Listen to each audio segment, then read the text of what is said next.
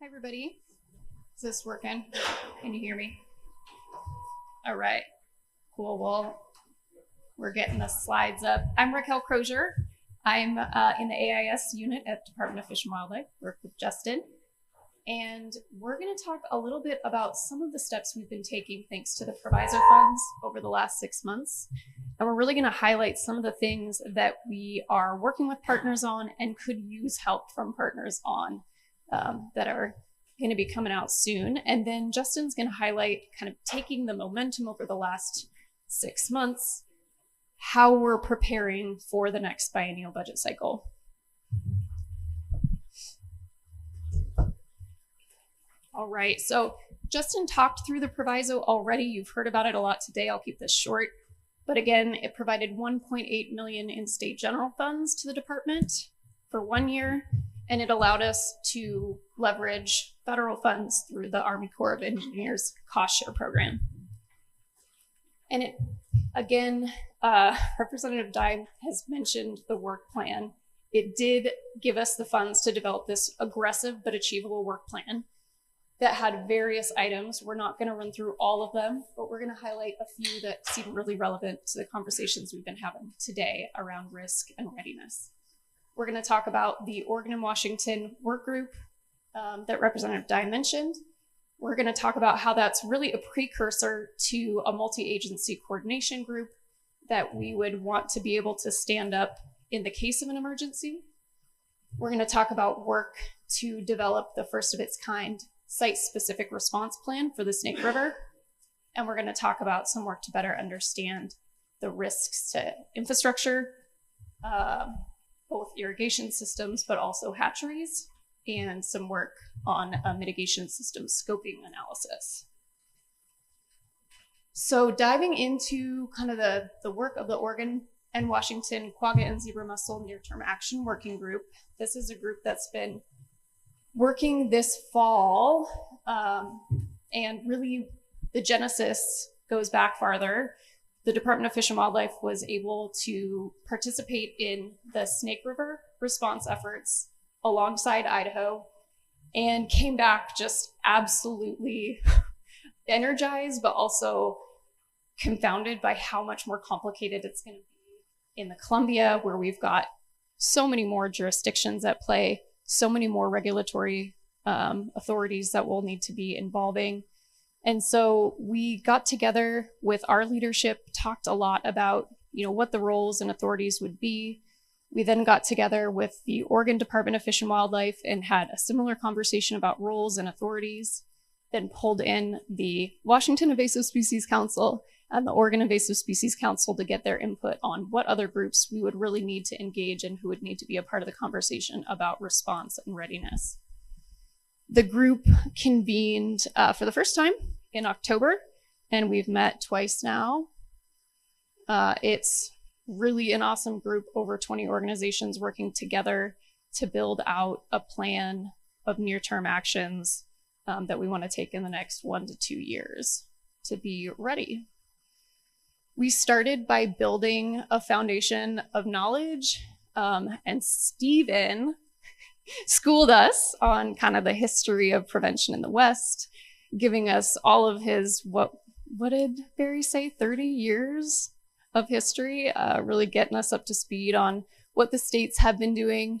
And then Oregon and Washington Departments of Fish and Wildlife walked through what resources they have now, what the gaps are as they see it. And we worked with the group to think about barriers, risks, and goals that we want to try to achieve in the next couple of years. And then at the second meeting, we really dove into prioritizing some of the near-term actions. We are still working on that tool, but it's going to be a findings and recommendation report. So it'll be kind of one part call to action to get everybody working in the same direction. And then the second part is really the recommendations for near-term actions. And it's not done yet, but we wanted to give you a little bit of a tickler of what is going to be in it. All of the ideas that we were hearing around priorities fit into these 4 categories. Enhancing prevention efforts, so increasing our watercraft inspection stations and our mussel monitoring efforts to make sure we're being as strategic as we can be to keep mussels out, launching a coordinated public awareness campaign where we'd have consistent and shared messaging that we could use across all of our organizations on either side of the river, really emphasizing what the public can do to help prevent mussels from getting here. And then thinking through the capabilities, the resource needs, and roles for each of our entities in response. So getting really clear on what we would do and who would do what in the case of an emergency. And we heard Stacy talk about this earlier today, but the theme came up a lot about even who declares and how do we declare an emergency. So wanting to make sure we have that process really clarified and documented.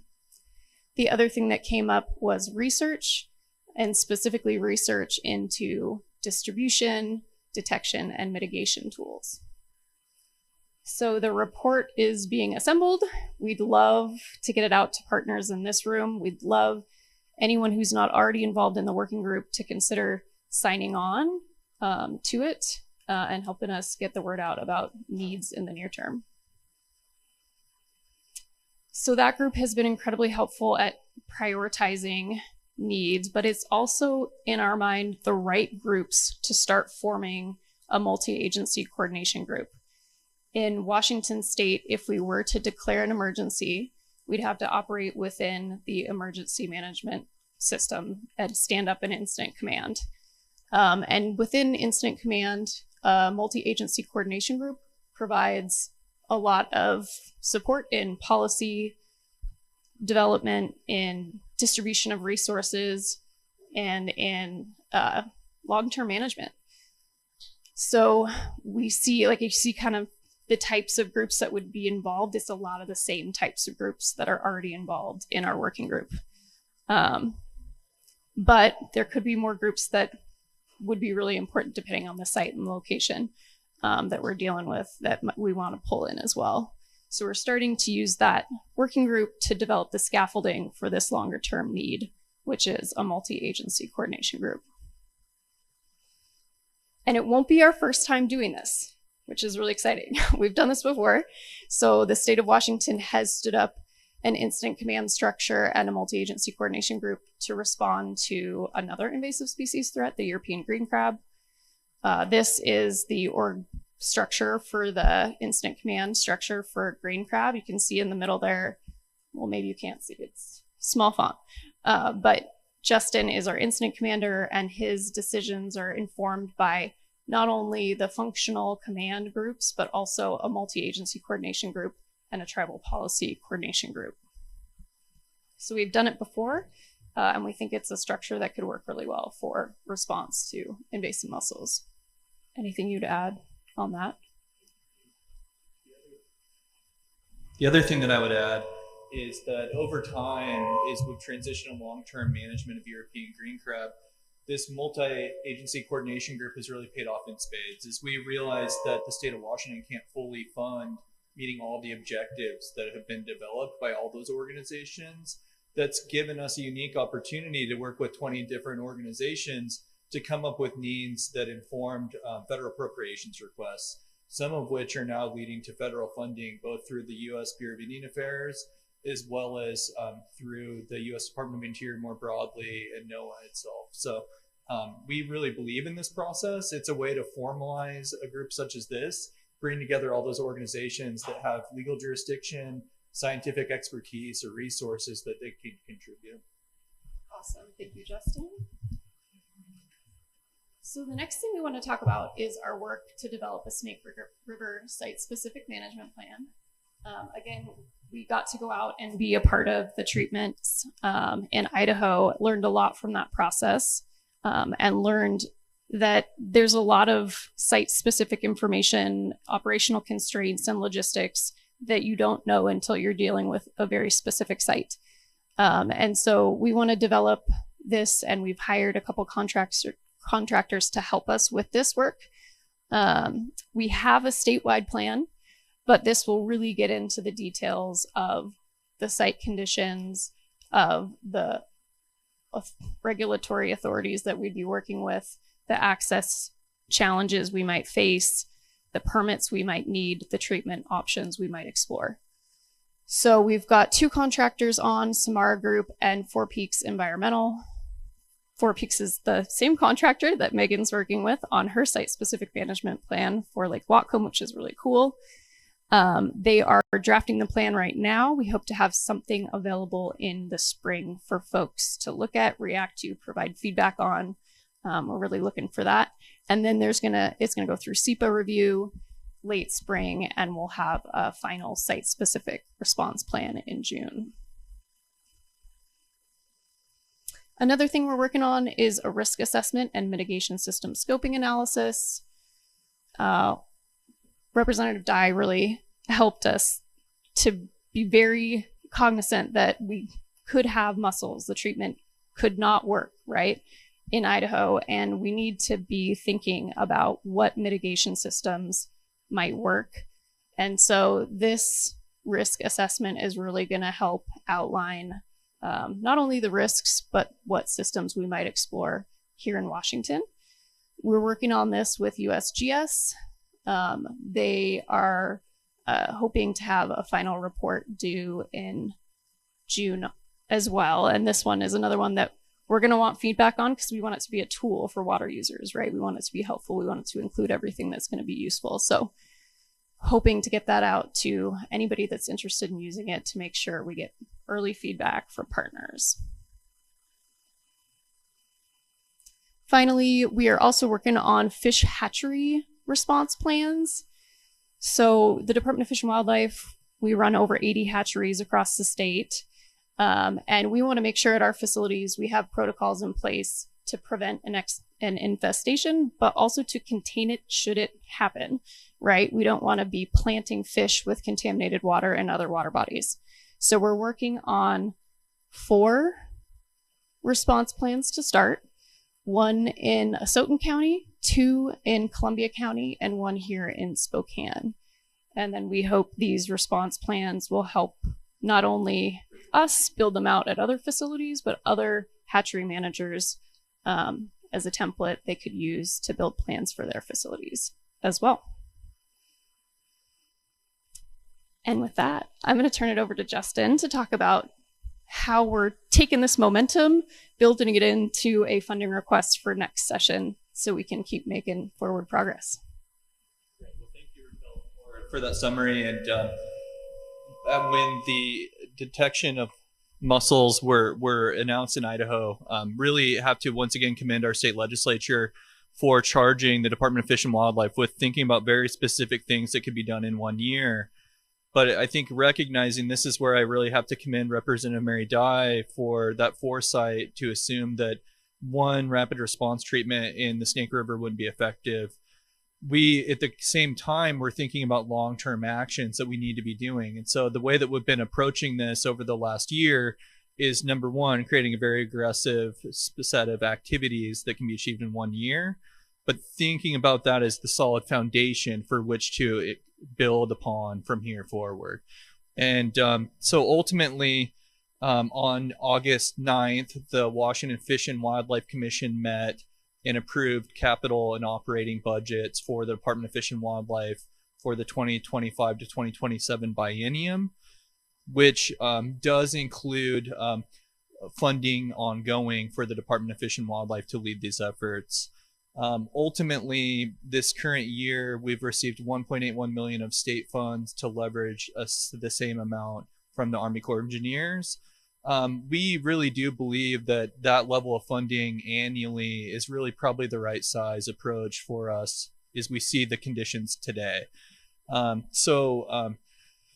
Thinking about this, we know that we need to continue effort. Heard pretty clearly from a number of different speakers that we need to increase watercraft inspections, need to be thinking about new partnerships with law enforcement, need to be thinking about new opportunities to increase detection, whether that's new technologies or additional partnerships with tribal nations to provide funding to enable them to assist with early detection monitoring. And then again, thinking about the future, if we plan for the worst case scenario and that's how we operate from, we're going to be in the best position if things aren't as bad as they could be. And so really, I think starting with that vision of an infested Columbia River, an infested state of Washington, if we start with that and then plan backward and do that annually, we'll be in the very best place for when the occurrence actually arises and we're having to deal with this mussel in reality. And again, much of our efforts, and this is again a page from our invasive species response for European green crab, the legislature is providing us $6 million per year to respond to European green crab. 75% of those state funds are being passed to tribal governments because we recognize the tremendous value that tribes have and realizing that they're really in the best position to assist us with some of this most important work. So the way that we're looking at this is currently the pie chart showing the immediate needs kind of by theme, and recognizing that as we make some of these infrastructure investments, if we buy a watercraft or we procure a new canine, that same cost would then be available to put into different areas. And so it would be our vision for local government and tribal capacity building to grow over time as we start to build some of these initial needs and purchases. But ultimately, what we really need is more prevention. It makes sense. But we also need to be thinking about early detection, rapid response, which in a way is prevention. It's just thinking about it in a different way. We need to be thinking about procuring equipment. We need to think about training people that can safely apply chemicals. We need to then get out and do drills so that they are competent in what they're doing. And we've been really fortunate to work internally within the Department of Fish and Wildlife. There's a lake rehabilitation team that applies chemicals to eliminate unwanted fish in lakes and then restock them with beneficial species.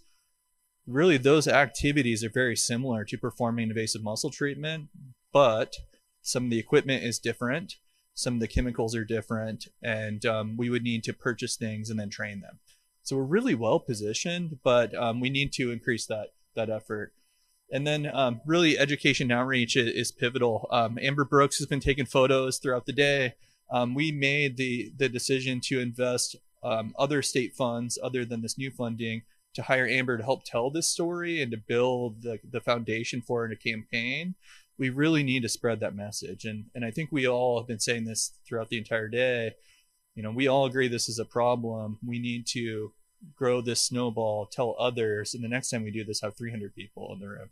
And so, I think we can do that. But this event has been so helpful. We need to develop all new talking points with all this information we've gleaned today. And then we all need to be sharing that message. I've learned so much today myself, and we've just got such a knowledgeable group. I think we can do this. I'm feeling hopeful as well. Appreciate that from the legislative panel. So I think that brings us to final thoughts. And I know our canine is here, and so I'll keep it relatively brief. There's no doubt that the state of Washington is an imminent threat from invasive mussels. We have found them and intercepted them at our borders every year since we've started watercraft inspections. We've always been at threat, but we're more at threat than ever before on so many different fronts, whether they're golden mussels, whether it's downstream movement in the Snake River. We all agree there's so much at risk, and I feel like we need to capture a new economic study based on what we shared today. We know it's $100 million a year in the state of Washington just to mitigate impacts to the hydroelectric system. But everything that we shared today, really, that's just scratching the surface. And I think there's an opportunity to tell that story.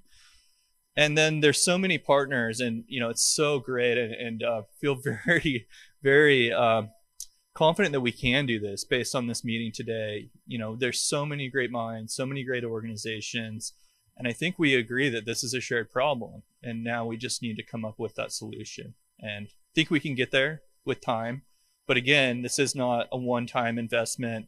This is something that we will be working on probably forever. And so as the Department of Fish and Wildlife, we're very excited about that opportunity and hope you are too.